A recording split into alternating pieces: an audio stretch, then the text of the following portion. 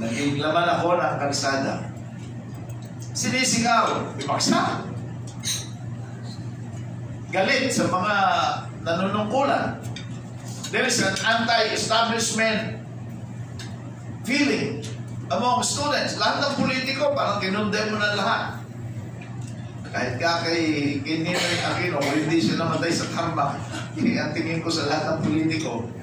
And I think many of us here, when we were young, we had that anti-establishment attitude because we pin the problems on them. Because the leaders really make the difference. Because if the leaders in government, most especially, are doing their job, then the problems would not be as grave. Even during that time, gano'n na nila sinasabi. Masyadong malawak ang agwat na mayaman sa mahihirap. Ang maraming kabataan hindi nakakapag-aral. Maraming nagugutom. May korupsyon malawak sa gobyerno. At ang mga politiko, ang sarili lang talaga ang iniisip. Ganon ang pananaw. Noon pa man. But I think the situation after how many years already? 1969. It's now 2024. If you ask our people, especially the young, there is still that sentiment that the leaders have failed them. Because leaders truly make the difference. The success of any organization depends on the leader. The success of our government depends on the people leading the government. But how come we just recycle the problem? Continue to recycle the problem. Magaling tayo mag-recycle in that aspect. Reuse. Magaling din tayo. We reuse. Gumagrabe pa. Ngayon, dynasty na. Dynasty na. So what is really the solution to this problem? How do we see the dawn breaking in the east? So nung kabataan ko, makita ko lamang ang liwanag, ang bukang liwayway sa dakong silangan na magbabadya na darating na ang kaunlaran, kasaganaan, kapayapaan, katiwasayan dito sa ating bansa. Na tayo naman ay mabanderma sa buong mundo na isang maunlad, masaganang bansa. Kaya ano ako yung aktivista, ano na lang kasindi ng aking pagnanais na magkaroon ng pagbabago. Nagpatuloy ako, after 3 years na nakawindang-windang ako sa pag-aaral, professional organizer talaga ako noon. Kung saan ako nakarating dito sa ating bansa. Batang-bata, 17, 18, 19. I got delayed in my undergraduate course for 3 years. Drop out. I lost my scholarship and I started working. And the rest is history.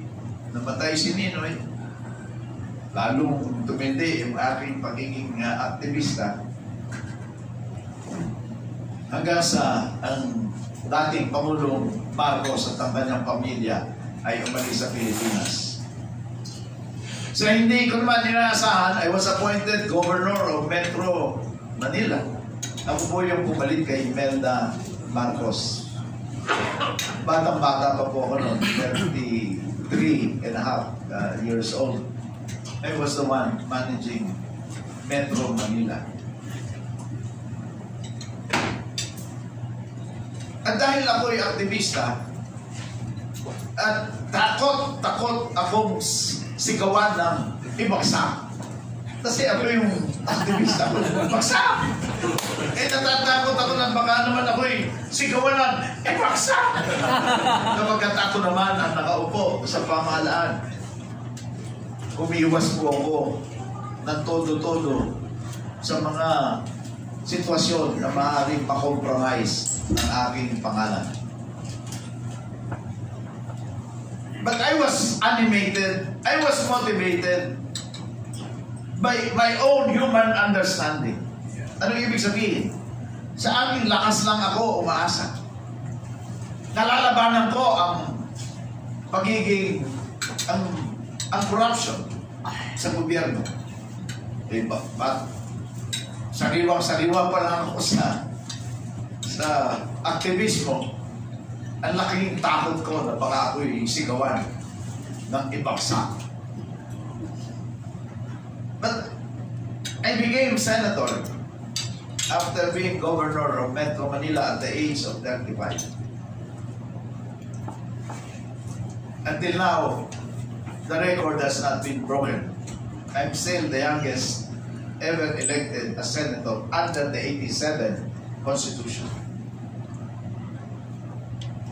And I realized that because I was just banking on my own human strength and understanding, yung lakas ng aking conviction, slowly, I realized, after I was arm twisted by my wife to attend a Life in the Spirit seminar, nadala po ako ng aking may bahay, si Lori, to attend a Life in the Spirit seminar. Sapagkat na-observe niya na medyo nagbabago na yung aking, power can be intoxicating. Tama po yun. You're exposed to many temptations. Your idealism, because it's based on your own human strength and understanding, unti-unting bumababa.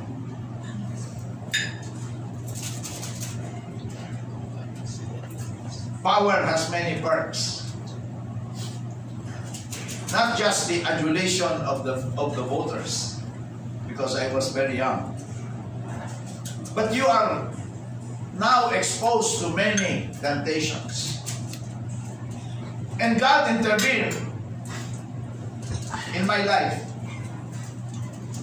through my wife, who brought me to that Life in the Spirit seminar, and I accepted in that Life in the Spirit seminar, I accepted Jesus Christ as my Lord. And that was the turning point of my life. From being idealistic youth to one committed to Christ. Amen. And that is the answer. That is the solution. That is the antidote against the virus that this world offers people. Kung gusto natin labanan ang COVID, yung iba naman anti-vax sa inyo, pero yung antidote, yung vaccine. Question is, ano ba yung antidote natin laban sa makamundong kasalanan o temptation? So that leaders who will get into government, young people who are so idealistic, that even if they are confronted with temptations in the world of power, fame, glory, wealth, ay kaya nilang labanan ang ganitong mga tentasyon. At wala silang gagawin kung hindi talagang isipin at gawin kung ano ang makabubuti sa taong bayan, kung paano patatakbuhin ang gobyerno na itinalaga naman ng Diyos para mga siwa sa ating buhay. Ano ang vaccine na dapat maibigay natin sa ating sarili, lalo-lalo na sa mga kabataan, para sa ganon, kapakanan lamang ng taong bayan ang siyang kanilang ipaglalaban, hindi ang kanilang sarili kapakanan. What is the antidote? We have been talking about it. We have been discussing about this antidote. We know about this this vaccine since 2,000 plus years ago. We sing about it. We recite this antidote. For example,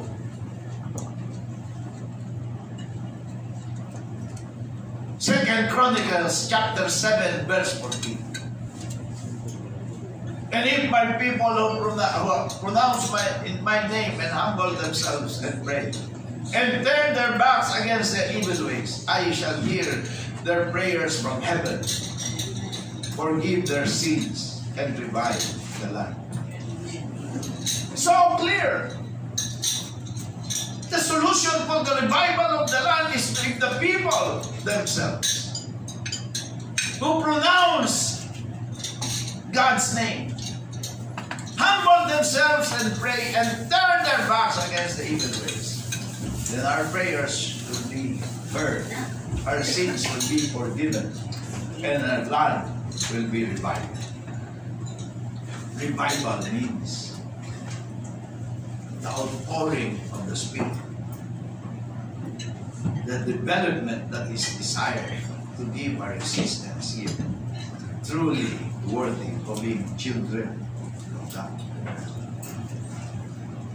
Can you imagine if the so-called Christians, and I emphasize the word so-called because we are so many, we are 95% Christians in this country. We are the only Christian nation in Asia. But what do we have to witness to the world? We are not true to our calling. We are not true to our thing. John 15:5 says, I am the vine, you are the branches.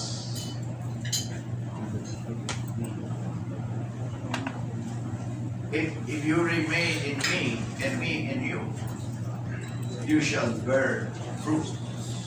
Apart from God, you can do nothing.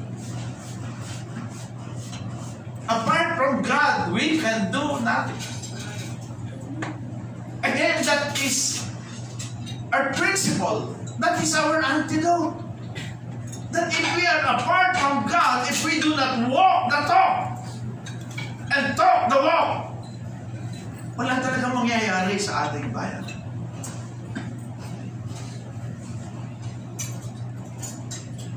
And in Matthew 6 verse 33, we say,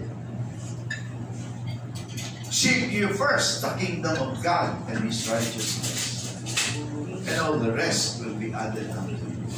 Amen. If we lead that principle, that when we arise in the morning, we seek God first. And seeking Him is embracing Him, walking with Him, so that we will be guided as we go through our journey in this life. Seek you first the kingdom of God and His righteousness, and all the rest will be added. And there are so many words that serve as the antidote. If we just embrace them, if we just live them, if we just don't say, Lord, Lord, the Bible says, even if you say, Lord, Lord, but you do not do the will of the Father, you will not be saved. Right. So let us be true to ourselves. Amen. We want our vision, ang pangarap natin ay isang maunlad, mapayapa, matiwasay na bansa na may hanap buhay ang mga taong bayan na disente, na nakapag-aaral ang mga kabataan para sa ganon ang talinong binigay ng Panginoong Diyos, pinunla sa ating isipan ay tunay na yumabong at magamit para mapaunlad pa ang ating bayan. Maunawaan lalo ang mga pangitahing binigay sa atin ng Panginoon Diyos.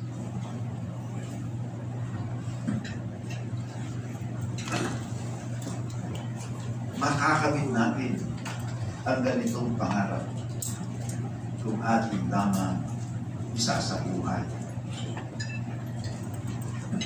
Ating lamang isasabuhay ang salita ng Diyos. Amen. Amen. Kung hindi,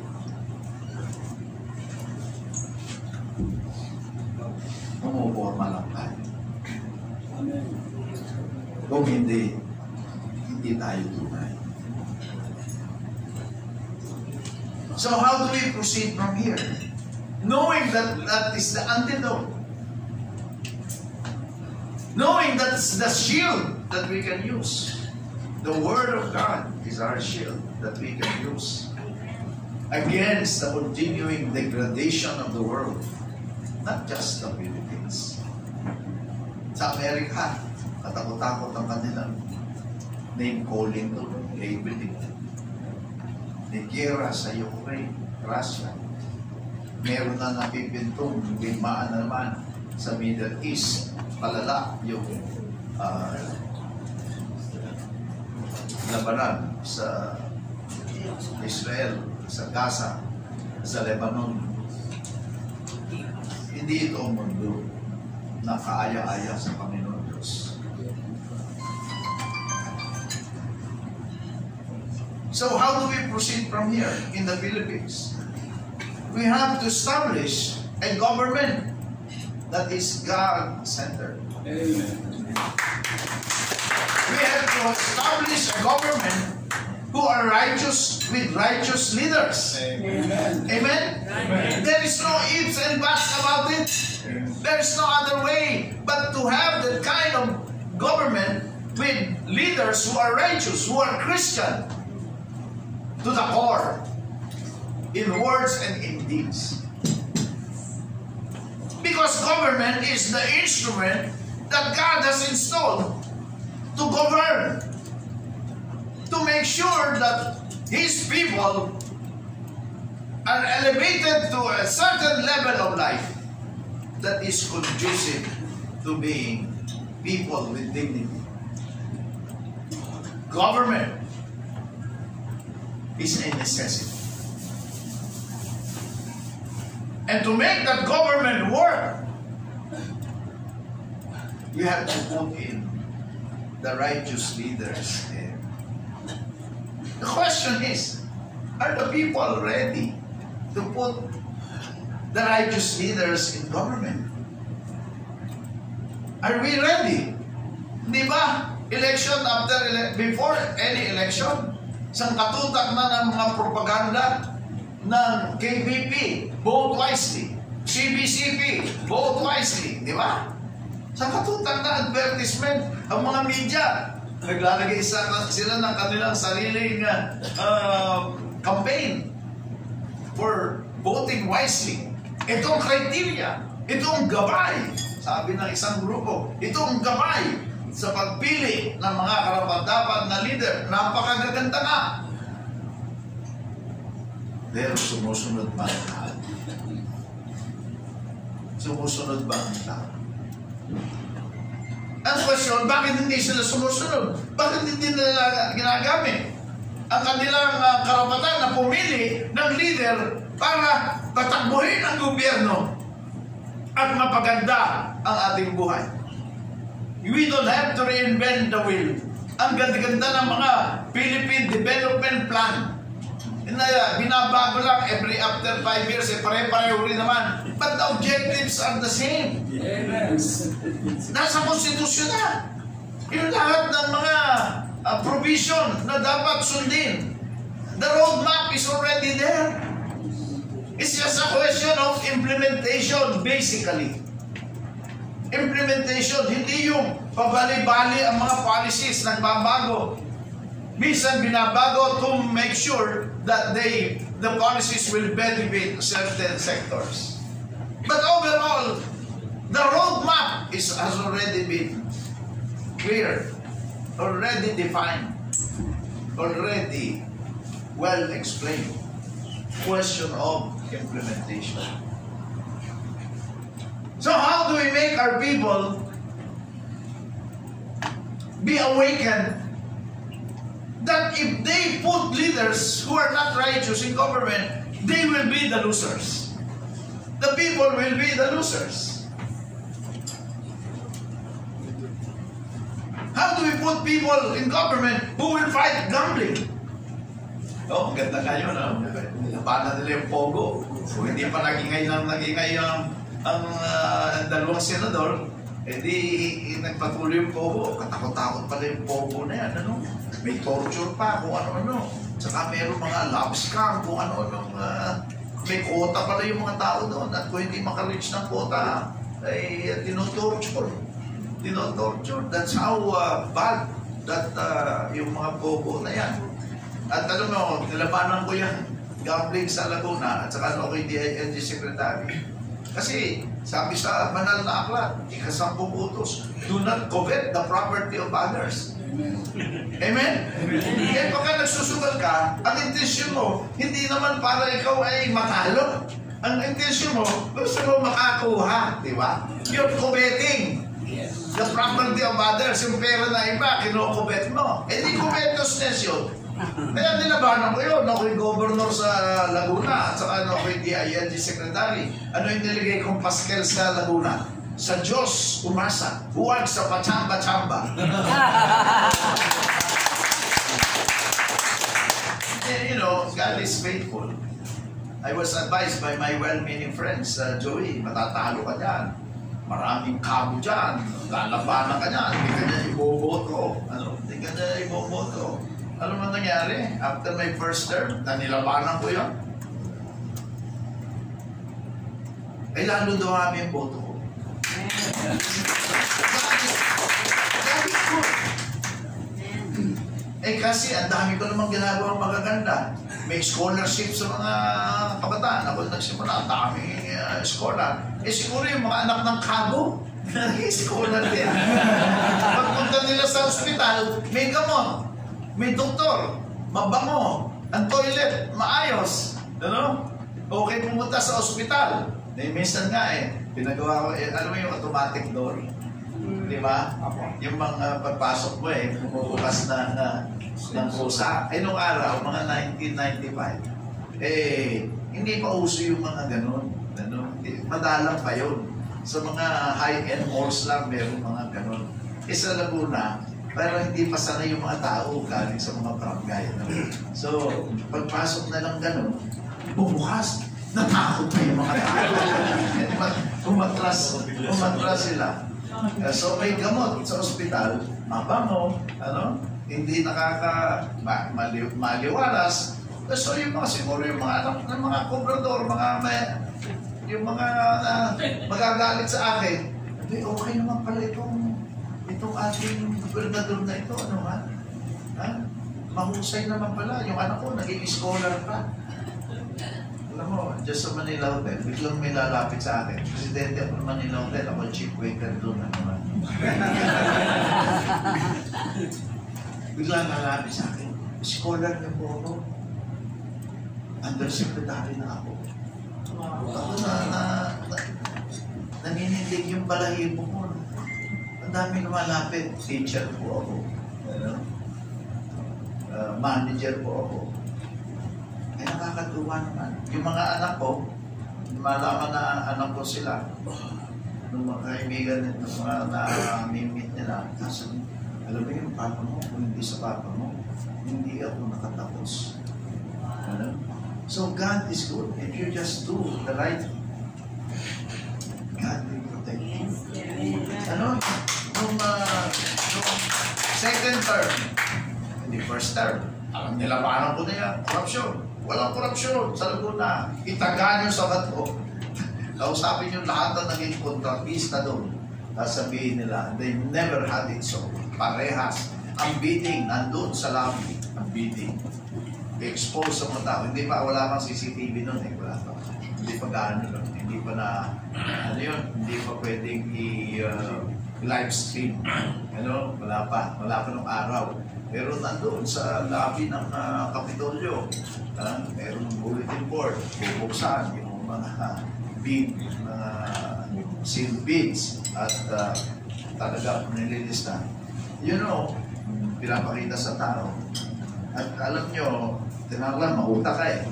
Pagka mayroong bidding na yan, ang ginagawa ng iba, nag-uusap-usap na lang. Ako ha, ako mananalo dito, ako nang gagawa ng lahat ng bids. At yung pinakamababa, yung mananalo.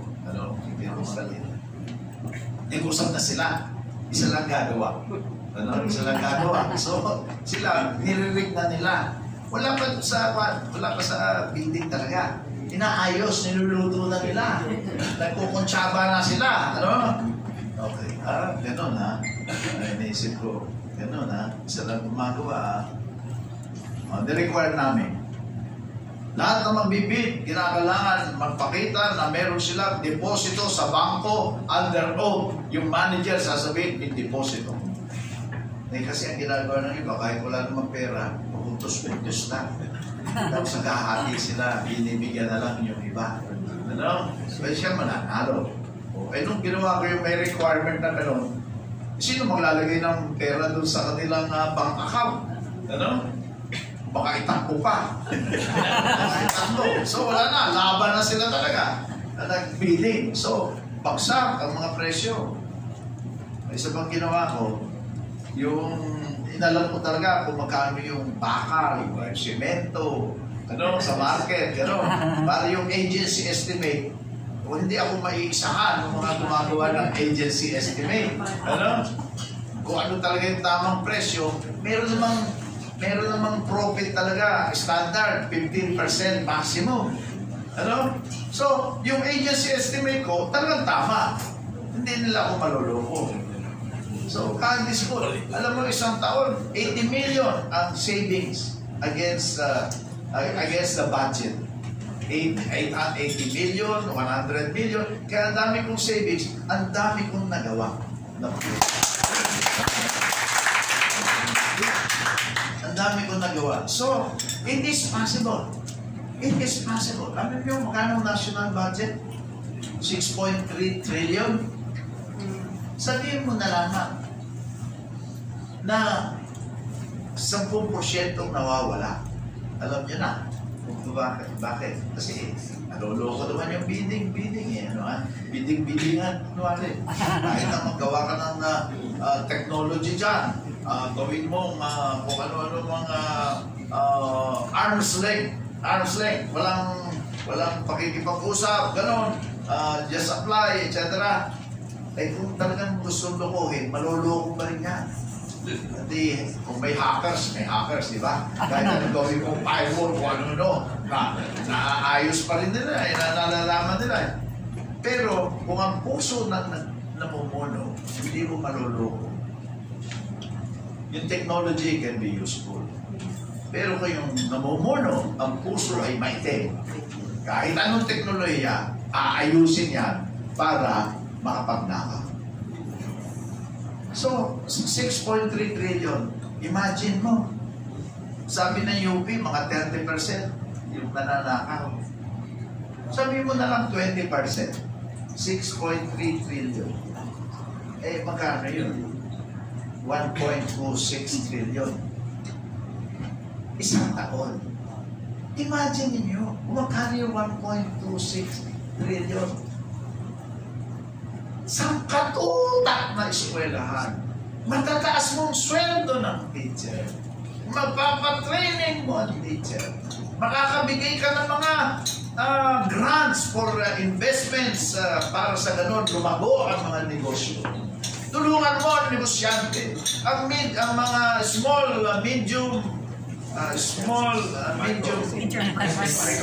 micro, SMS.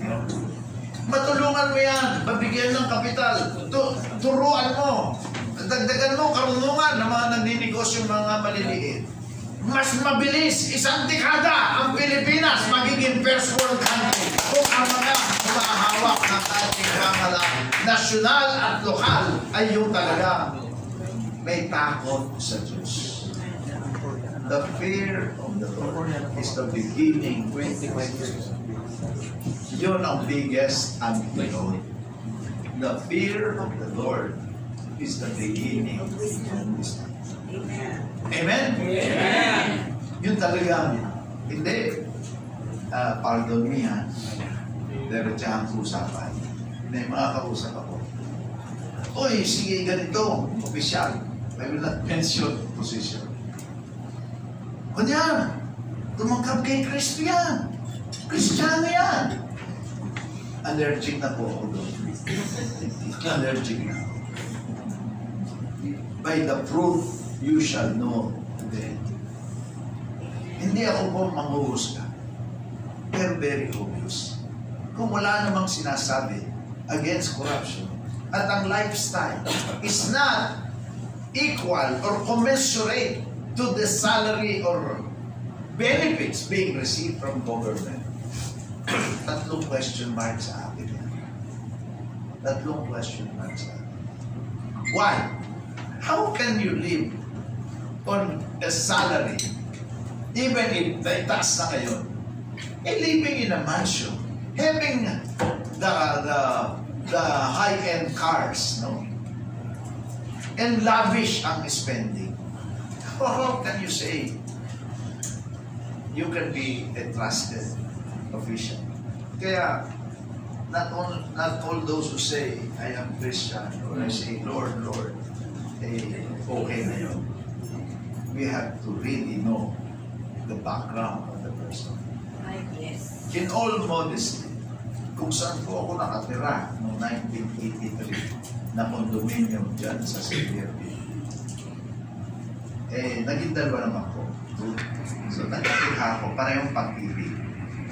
Parehong pag-ibig. Diyan pa rin ako nakatira. Secretary, naging governor, 2 terms, naging senator, Metro Manila, governor, naging chairman ng dangerous drugs board with the rank of secretary. Yan po ang buhay. Kung hindi po ako naging presidente ng Manila Hotel, hindi ako medyo komportable. Sasabihin ko naman, ngayon ay komportable ng buhay ko. Naging governor po ako. Wala po akong sariling bahay sa Laguna. Nakirenta lang po ako. Bakit? Nung po ako'y senador, wala na po kaming bahay sa Laguna. Bagamat ako'y pinanganak sa Laguna. Doon ako nag-elementary. Kaya talagang taal na Lagunenyo po ako. Yung amin pong bahay sa baryo, nakakala ko'y amin. Nag-iba na po. Nag-iba na yun. Nung ako'y governor, yung mga kapitbahay ko, doon sa baryo Masapak, Victoria, Laguna, katabi po ng highway. So akala ko, yun ay part of the hacienda, na out of the generosity of the haciendero, binigay na doon sa mga taong nakatira doon. Doon kami nakatira. Nung governor ako, nagpunta sa akin yung aming mga kapitbahay. Ay Joey. Actually, hindi Joey daw sa akin. Junior. Junior po kasi ako. Junior. Governor na ako nun. Pero siyempre, yung mga kalaro ko, kapitbahay ko nun. Junior. O ano, bakit yun dito? Abay, pinapaalis na kami. Bakit? Pinapaalis kayo ng gobyerno. Bakit? Bahagi daw yun ng highway. Easement.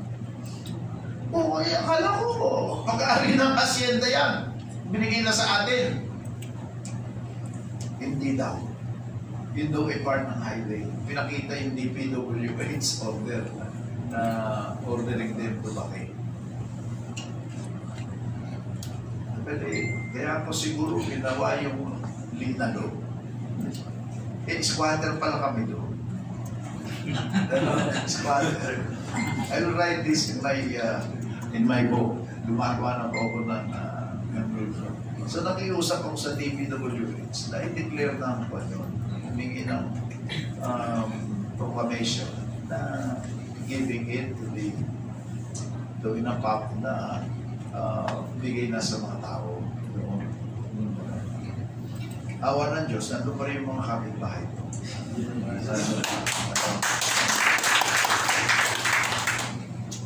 So, I have 6 children. Isang dahilan po, malaking dahilan kung bakit ako nag-resign ng OADINT Secretary ay bumagsak po yung CAP. Naalala niyo yung CAP? College Assurance. Yun lang pong tanging yaman ko. In-enroll ko yung anak ko doon, anak ko, 6. Nung bumagsak po yung CAP, hindi kap-kap na ako. Kap-kap na. So, praise the Lord.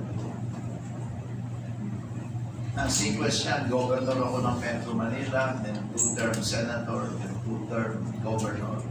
But in 1989, nung sinabi ko, nag-attend ako ng Life in the Spirit seminar, that's when I realized na my dream for a country will not come about kung ang buhay ko ay hindi ko talaga may aalay sa Diyos at sa bayan at talagang pinangangatawanan ang salita ng Diyos sa aking buhay. Alam po ninyo, in the Senate, I organized the Bible sharing. Nung wala na po ako, wala na. Alam nyo, it was during that time when I saw Johnny Ponce.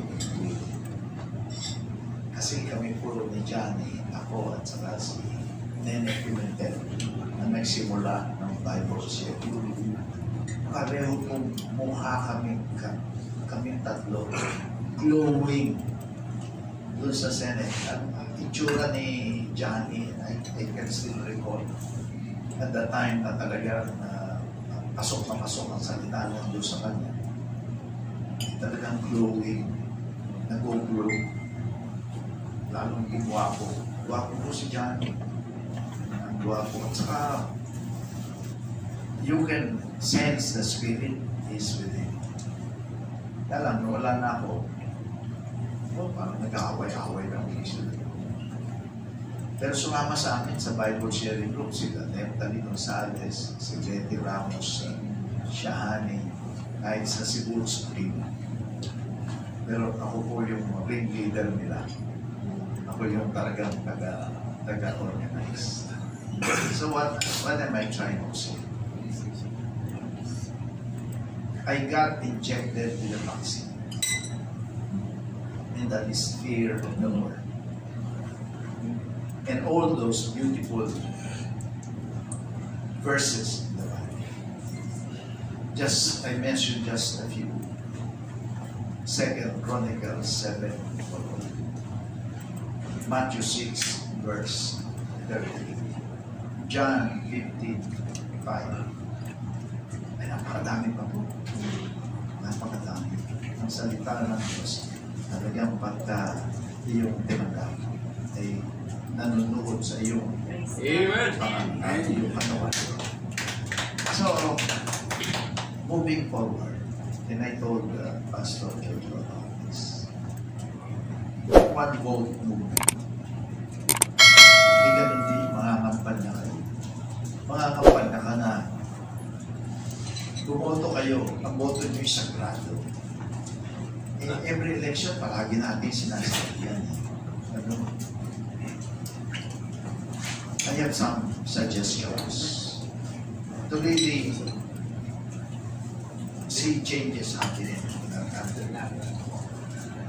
Ang gawin natin talaga, dito pa lamang, simula ngayon, hanggang bukas, hanggang sa susunod na panahon, ay talagang sarili natin ang ating unahin in that sense that we will live our faith to the fullest. Live our faith to the fullest. Matthew 6, verse 32. John 15, 5. 2 Chronicles 7, 14. And others. We can listen. And then, we have to reach out to our brothers and sisters who have not seen the light. Expand the capital Christian leadership. Recruit more. But make sure that the word immersion comes about fully into our own consciousness. Talagang makita natin ang buhay sa Isla Cotabato. Halimbawa, magkaroon tayo ng idea ano yung nangyayari sa ina na malnourished, na magsisilang ng sanggol. Kung paano tayo makakatulong. In short, isama na natin yung salita, kasama na ang gawa. Yun ang immersion. Hindi lang po yung salita o hindi sa gawa. Tutulungan na natin kahit na maliliit na bagay. Dalawang sanggol, dalawang ina. Scholarship, kahit na high school, para lang mayroong pagkain, pagpasok. Maliliit na bagay.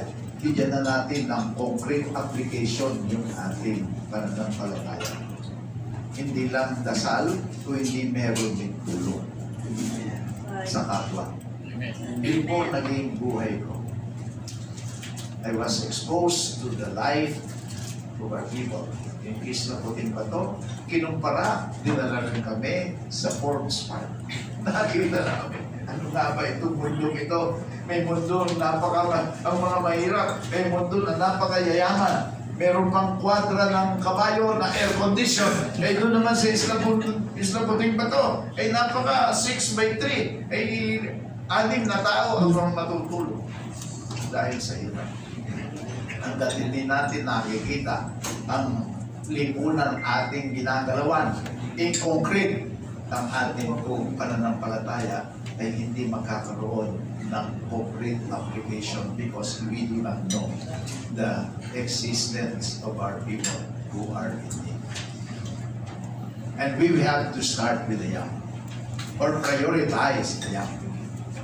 Yung ating mga anak, kung paano sila ma-inject noong antidote na yon.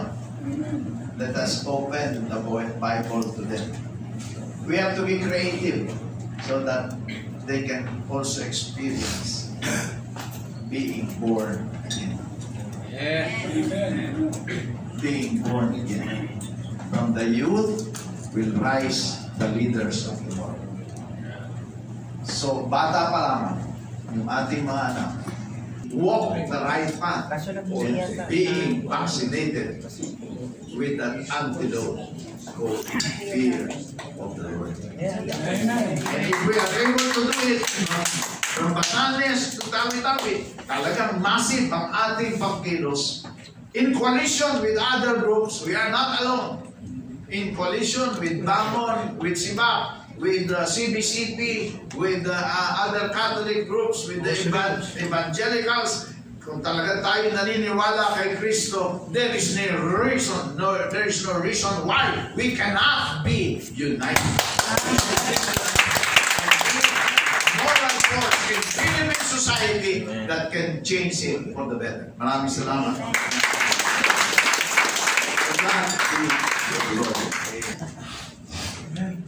Maraming salamat po, Former Senator Joe Vilina. And we know the antidote is the fear. Ngayon pa lamang ay tayo po ay hindi lamang dasal, kung hindi napakahalaga yung paggamay sa kapwa. Amen po ba? Amen. Salamat po. Very inspiring, very well presented, and very ang ating guest speaker po today. Talagang tayo po ay nabuhay yung ating vision para sa ating bahay. Tama po yan, yung ating CCL youth. Amen po.